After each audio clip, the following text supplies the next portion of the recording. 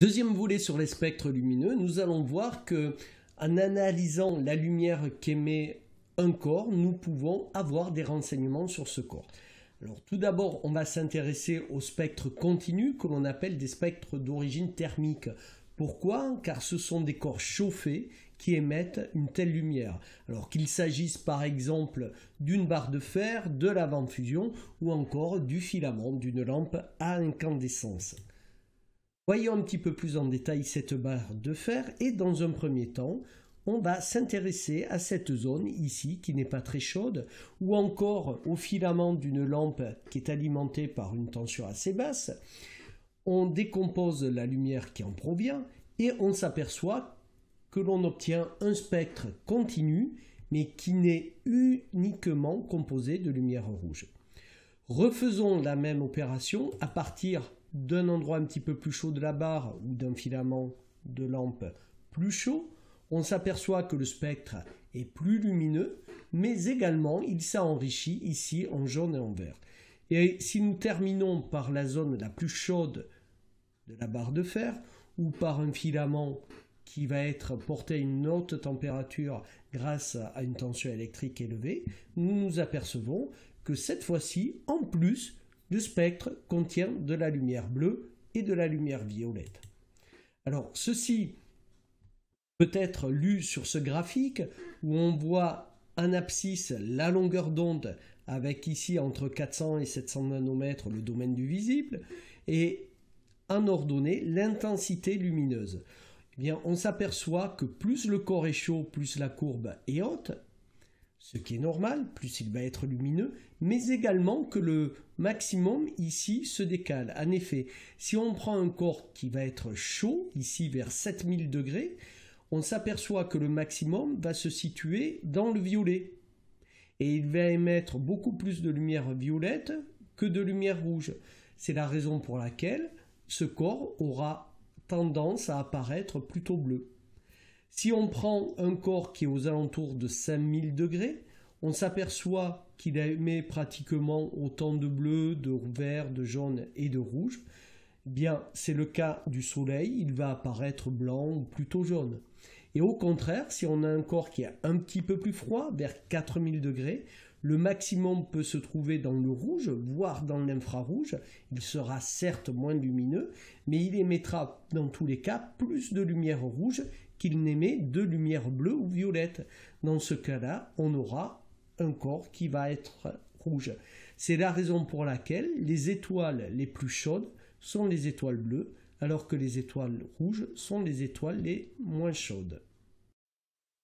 Voyons maintenant les renseignements que l'on peut obtenir grâce à un spectre de raies. Alors tout d'abord, il faut savoir que les lampes qui émettent un spectre de raies sont des lampes différentes des lampes à incandescence. Ce sont des lampes qui n'auront pas de filament, mais la partie qui émet de la lumière, comme ici, contient un gaz.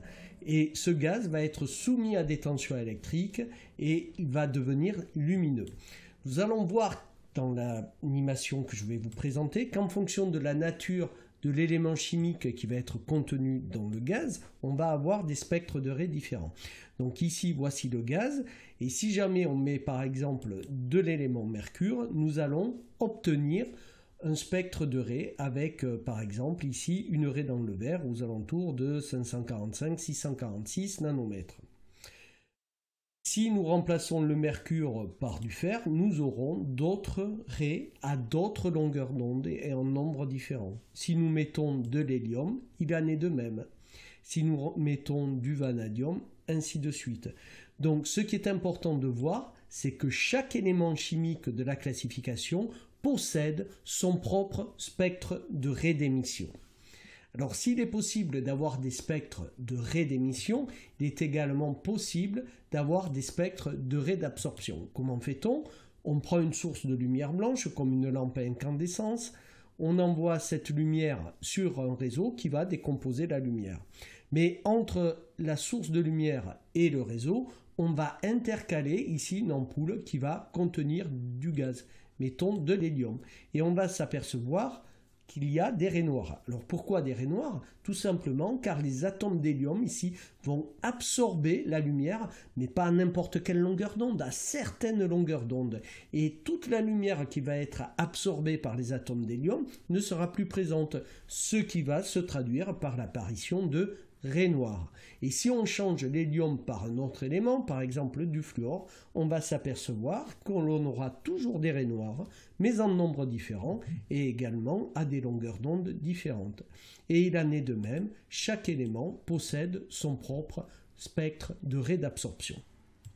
Alors la question que l'on peut se poser, c'est existe-t-il une relation entre le spectre de raies d'absorption et le spectre de raies d'émission d'un même élément? La réponse est oui. Regardons le spectre d'émission du carbone et regardons son spectre d'absorption. Nous voyons que les deux coïncident.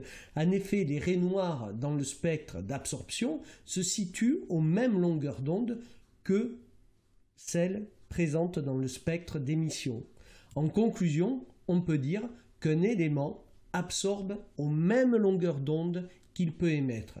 Alors ceci va nous permettre, quand on regarde par exemple la lumière qui provient d'une étoile, prenons l'étoile la plus proche de nous, le Soleil, on s'aperçoit qu'il y a plein de raies noires. Ces raies noires proviennent d'éléments qui sont présents soit dans l'atmosphère du Soleil, soit dans notre atmosphère, et qui absorbent la lumière. Ainsi, on peut déterminer la nature chimique des éléments présents dans l'atmosphère solaire.